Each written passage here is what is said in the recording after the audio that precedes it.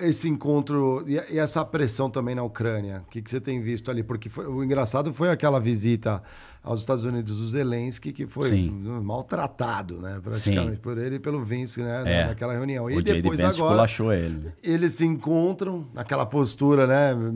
Sempre mais sisuda do Trump. E o Zelensky, não sei, a impressão que ele me passa é que ele já está tão apanhado, né? Que ele já olha assim... Né? Não é. Até a postura corporal dele também. Tipo, chega. Manda uns drones, manda um tanque, né? Também assim. Eu creio que o Trump e o Putin têm um excelente relacionamento. E ele vai dar uma vitória bem saborosa para o Putin nessa negociação aí. Eu creio, inclusive, que a Síria entrou nessa negociação. A Síria? Explica. Então, os Estados Unidos estão há mais de 20 anos, 25, 30 anos, querendo derrubar o governo sírio. Começou com Hafez al-Assad, que era amigo da Rússia, depois Bashar al-Assad continuou amigo da Rússia. E eles sempre tentando, né? Os Estados Unidos chegaram a um ponto de patrocinar a Irmandade Muçulmana, que é um grupo extremista, para tentar derrubar o Bashar al-Assad. Exatamente. Né? Os caras tinham telefone de satélite, eles ligavam para os americanos pedindo ataque aéreo. Pô, ataca os caras aqui pra gente, entendeu? Os americanos deram treinamento, caminhonete com metralhadora, arma, tudo. Pros terroristas da Irmandade Muçulmana que eram contra o Bashar al-Assad. Que agora está refugiado saiu tá fora. Tá na Rússia. Então, aí o que acontece? Teve aquele negócio do gás, que mataram as criancinhas, que aí deu uma encrenca em 2013, quase que a gente teve uma terceira guerra mundial. Obama mandou navios para lá, falou que ia invadir a Síria. Aí o Putin falou que se os Estados Unidos invadissem a Síria, ele ia mandar tropa. Aí a Coreia do Norte falou que ia mandar tropa também. O Irã falou, aí ele falou, não, então esquece. Para que tá complicando aqui o tabuleiro. Então, assim, eles não conseguiram tirar o Bashar al-Assad, nem o pai dele, nesses 30 anos. Meu irmão, do nada, assim, para quem tá pagando boleto, não tá podendo estudar bem, tá na correria do dia a dia, o cara fala, de repente o Bashar al-Assad pegou um avião e foi embora? O que aconteceu? O que aconteceu foi que os russos falaram, meu irmão, foi bom enquanto durou, não vou poder mais te proteger, não. Boa sorte. Tô com outro fronte aqui. Fui. Aí foram embora, os navios, veio a calhar, então, o conflito. E o que eu acho que foi o quê? O Trump chegou pro Putin e falou, eu vou deixar tu ganhar lá na Ucrânia, mas tu me larga a Síria aí e deixa o Oriente Médio na minha mão. Mas a Síria também tem arma nuclear. Então, mas eu acho que já tá na mão dos Estados Unidos, faz parte desse acordo. A Síria, os extremistas que foram lá do Estado Islâmico, tudo patrocinado pelos Estados Unidos. Não, a Líbia talvez. Uma coisa interessante que poucas pessoas percebem é que a Irmandade Muçulmana, o ISIS, né, o ISIL, a Irmandade Muçulmana não, Estado Islâmico, né, ISIS e ISIL, que na prática é a mesma coisa, nunca foram para cima de Israel. Por quê? Porque parece ter um certo combinado ali. Um acordo de você faz um serviço sujo para mim para tirar, a gente vai trocar de extremista, tirar o extremista que é amigo da Rússia pelo extremista amigo dos Estados Unidos, pô. Entendeu? Mas não mexe com Israel, que Israel é do nosso time, pô. Aí eles fingem que vão atacar Israel e nunca atacam.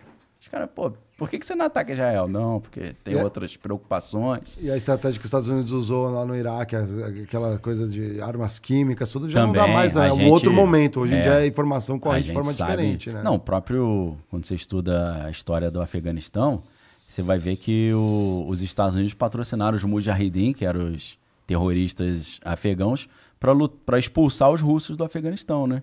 É o famoso... É o Rambo 3, né? Rambo 1 é ele nos Estados Unidos, todo cheio de PTSD, né? Post-Traumatic Stress Disorder, né? O 2 é ele no Vietnã, o 3 é ele lá no Afeganistão, né? É um filme meio tosco, mas eu, quando era moleque, aprendi um pouquinho de Afeganistão com aquilo. E eu percebi que os terroristas afegãos estavam lutando junto com os Estados Unidos contra a Rússia, pô. Porque eles patrocinaram esse grupo.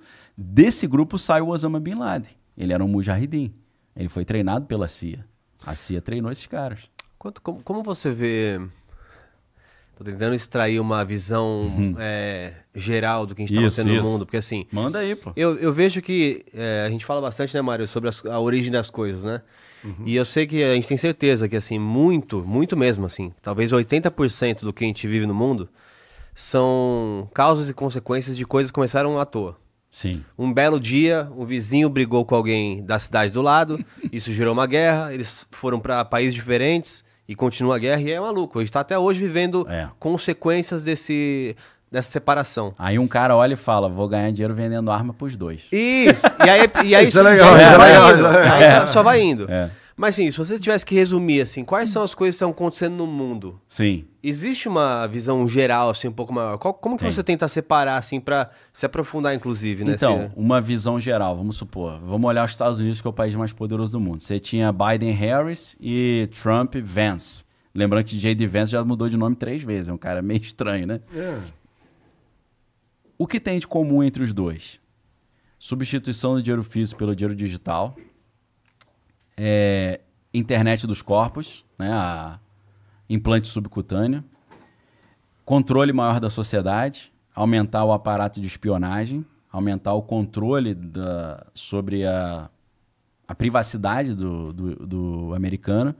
Então, isso é a tendência global. A China está fazendo isso. A Argentina está fazendo isso, o Brasil está fazendo isso, Estados Unidos está fazendo isso e iria fazer independente de Trump ou Harris ou Biden. Então, a tendência que eu vejo hoje é concentração de poder, concentração de renda, os poderosos ganhando muito mais, a classe média sendo destruída, as tarifas destroem a classe média, né? Total. Porque as pequenas empresas são completamente dilaceradas quando você impõe essas taxas absurdas, né? Gigantescas. É porque não chega na mídia, mas você vê o americano que trabalha com importação, daquela lojinha da esquina ali, do R$1,99, o cara quebrou, pô. Não tem como.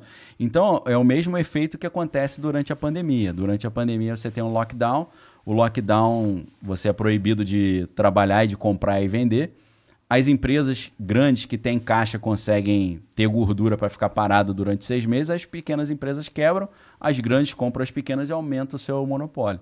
Então, a tendência que eu vejo é isso, esse modelo chinês de crédito social, o cara não ter mais dinheiro físico, tudo ser celular e tal, isso ser implantado no mundo inteiro e as guerras, as crises econômicas serem usadas para avançar essa agenda de um controle cada vez maior sobre as opiniões, sobre o que circula online e sobre a movimentação também, o deslocamento de pessoas. Eu acho que já a gente vai ter limitações com relação a isso, por causa do crédito de carbono.